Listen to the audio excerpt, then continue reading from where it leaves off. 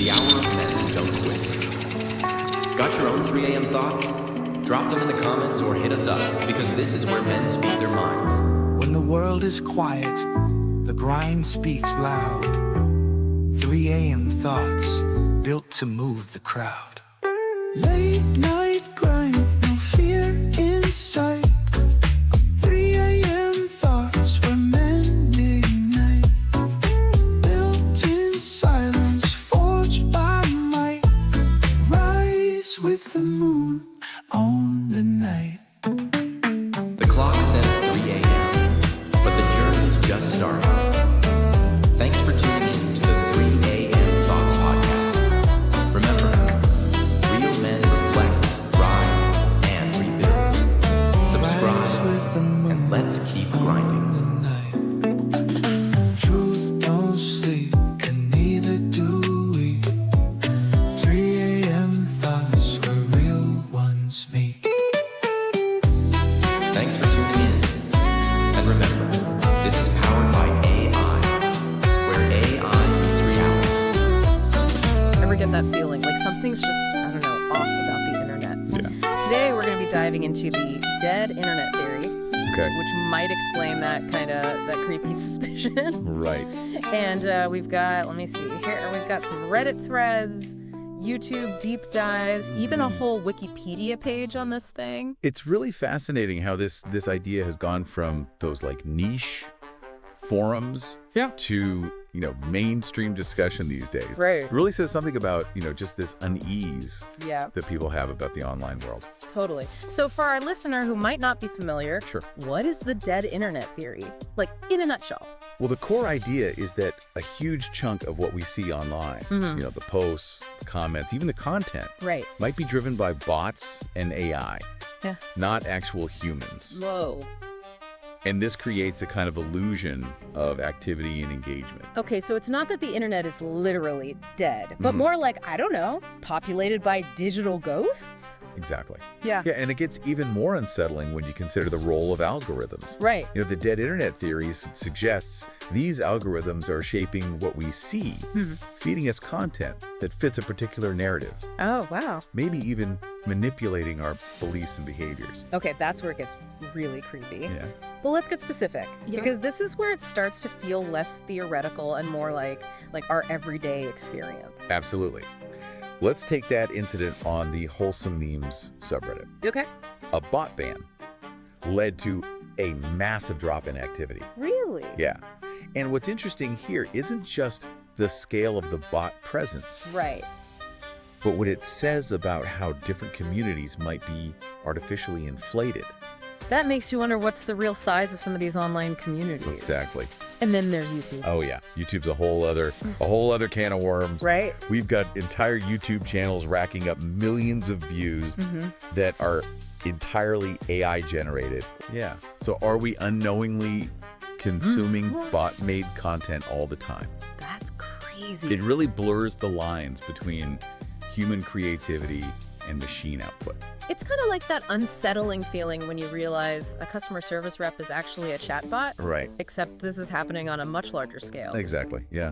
And what about social media? Oh, social media. I mean, I've definitely seen those identical comments popping up everywhere. Right. And it's not just copy-pasted comments. Right.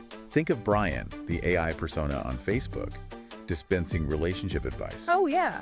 It was designed to seem human, which makes it all the more unnerving. Yeah, it's like, are we constantly being nudged and influenced by these AI entities without even realizing it? It makes you wonder. Really makes you question what's genuine online. Even a simple retweet could be part of a bot-driven echo chamber. Exactly. That's what was it, the YouTuber Pupsker pointed out. Right. Bot accounts constantly retweeting other bots, creating this illusion of widespread agreement or popularity. It's really fascinating because the theory isn't just about the presence of bots and AI. Right. It's about the implications of that presence. Right.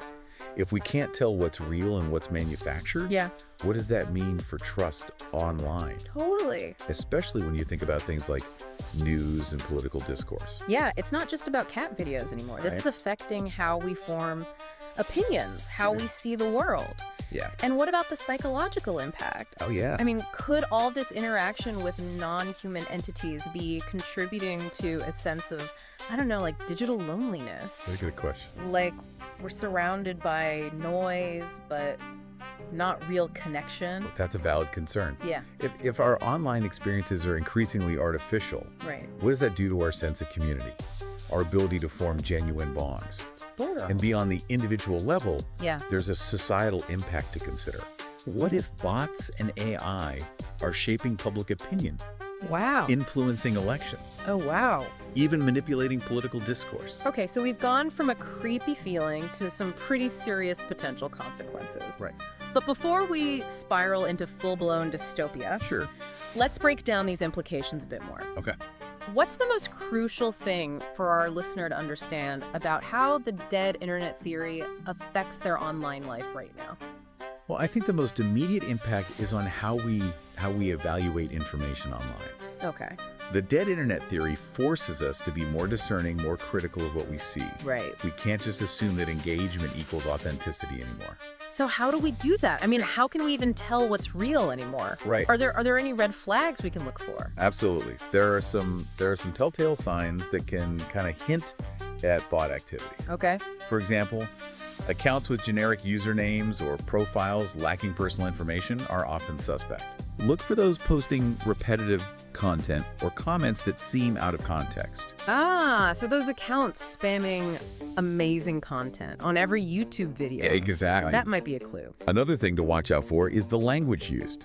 Okay. Bots and AI often rely on repetitive phrases or have a slightly off, unnatural sentence structure. Oh, interesting. They might struggle with complex concepts or fail to understand subtle nuances in human communication. That's interesting. So if a comment feels a little too generic, a bit too, I don't know, robotic, Yeah. that could be a sign. Right. But isn't AI getting smarter all the time? Oh, yeah. Won't it eventually become impossible to tell the difference? AI is definitely evolving, making it more and more challenging to spot these patterns. Okay. But recognizing these red flags can at least make us more aware, more cautious about blindly accepting everything we see online.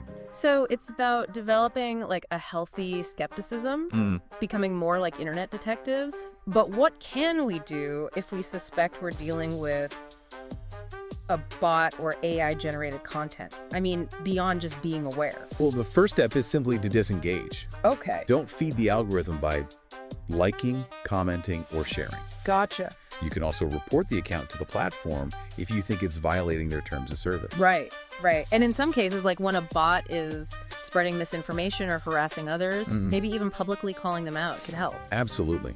Shining a light on these bad actors can help to raise awareness and encourage platforms to take action. Right. Remember, the internet is a shared space, Yeah.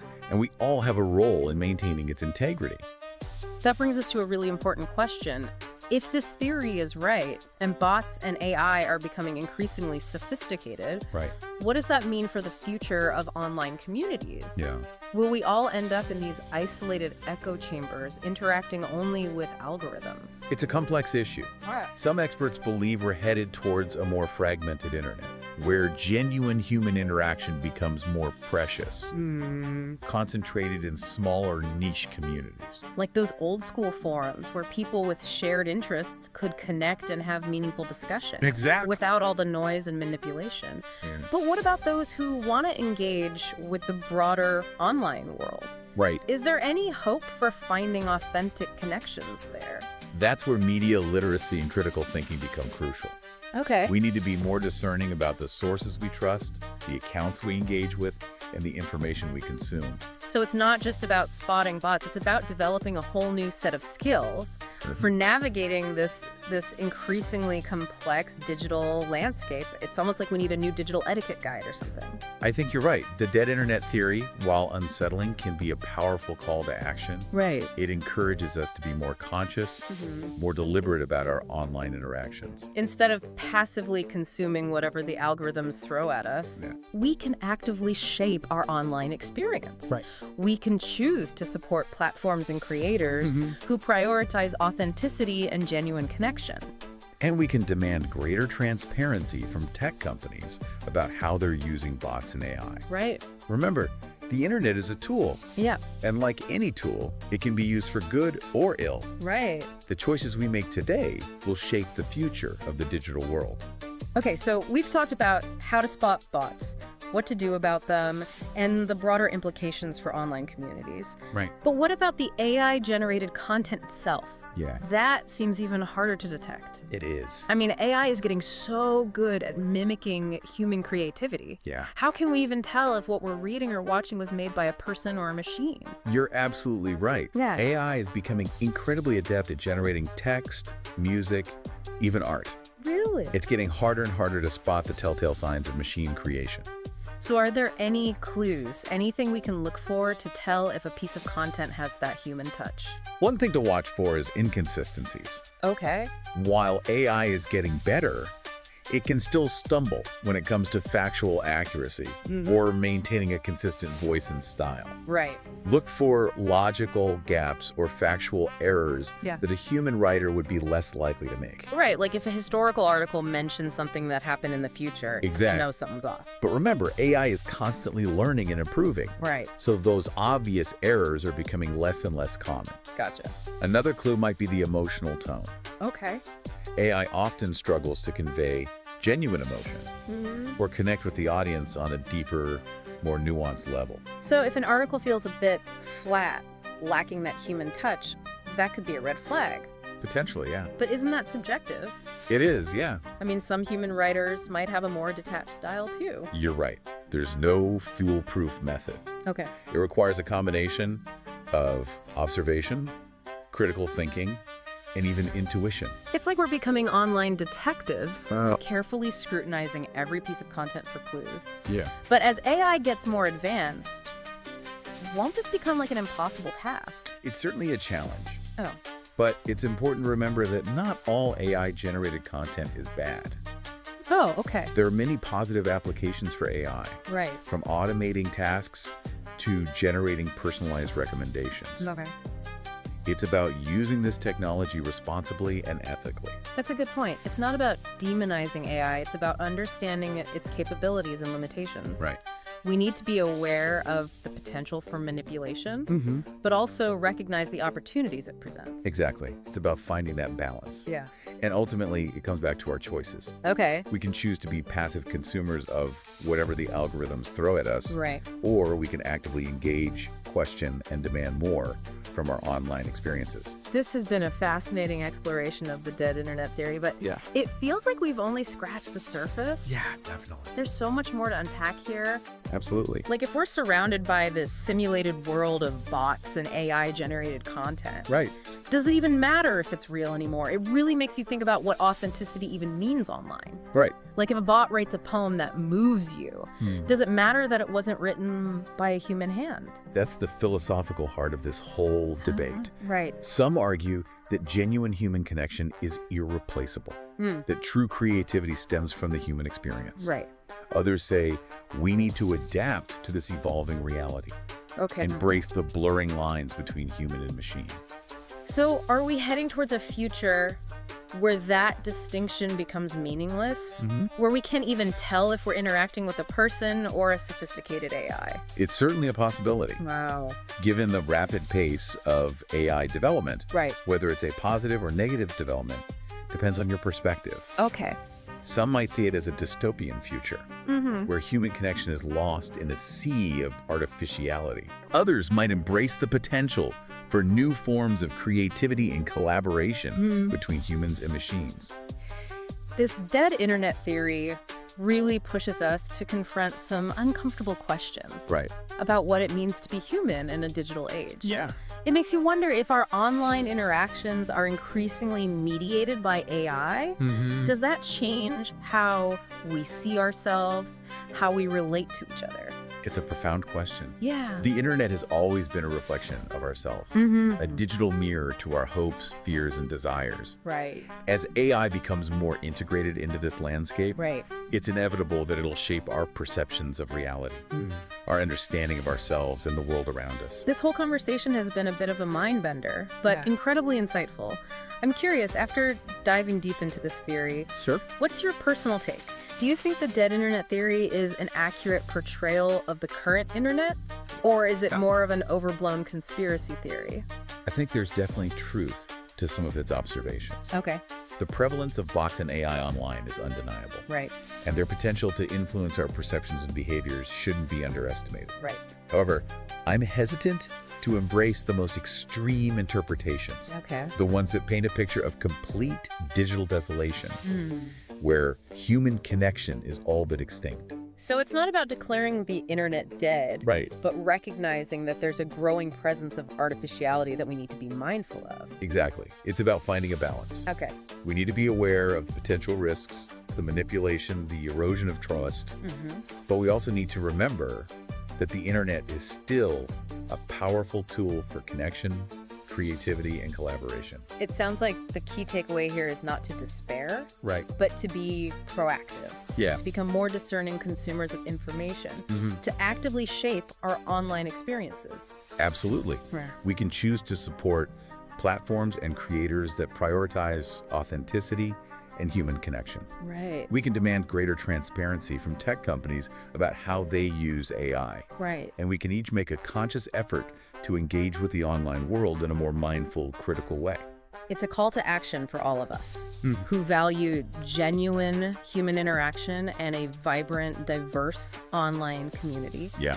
So as we wrap up this deep dive into the dead internet theory, Right. what's the most important message you want to leave our listener with?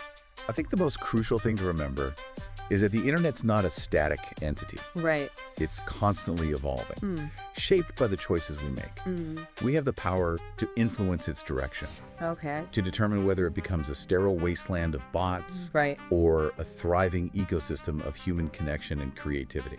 It's a powerful reminder that we're not just passive consumers of the internet. Right. We're active participants. And the choices we make today will shape the digital world of tomorrow. The dead internet theory might seem like a bleak outlook, Yeah. but I believe it can also be a catalyst for positive change. Okay. By recognizing the potential pitfalls, we can empower ourselves to create a more authentic, meaningful, and human-centered online experience. It's been a fascinating and thought-provoking exploration Right. of a theory that's both unsettling and empowering. Yeah, Thank you so much for joining us on this deep dive. it's been a pleasure. And for our listener, as you continue your online journey, remember to be aware, be critical, and be intentional. Right. The internet is a powerful tool, but it's up to us to use it wisely. And who knows, maybe by confronting the specter of the dead internet, Yeah. we can breathe new life into the digital world and create a future where human The world connection is quiet. thrives. That's a future The worth grind striving speaks for. loud. Absolutely. Until next time, 3 a.m. keep exploring. thoughts You never built know to what you move might the crowd. discover. Late night grind, no fear in sight. 3 a.m. thoughts were meant to ignite. Built in silence, forged by might. Rise with the moon on the night. 3 a.m. thoughts, revealing the flaws. No fear in the dark, just strength in the fight. Born in the struggle, in the dead of the night, where boys become men. Heavy is the head, but the works demand. Building from the ground, grit sharp in my hand. Truth don't sleep, and neither do we. 3 a.m. thoughts where real ones meet. Got your own 3 a.m. thoughts? Drop them in the comments or hit us up, because this is where men speak their minds.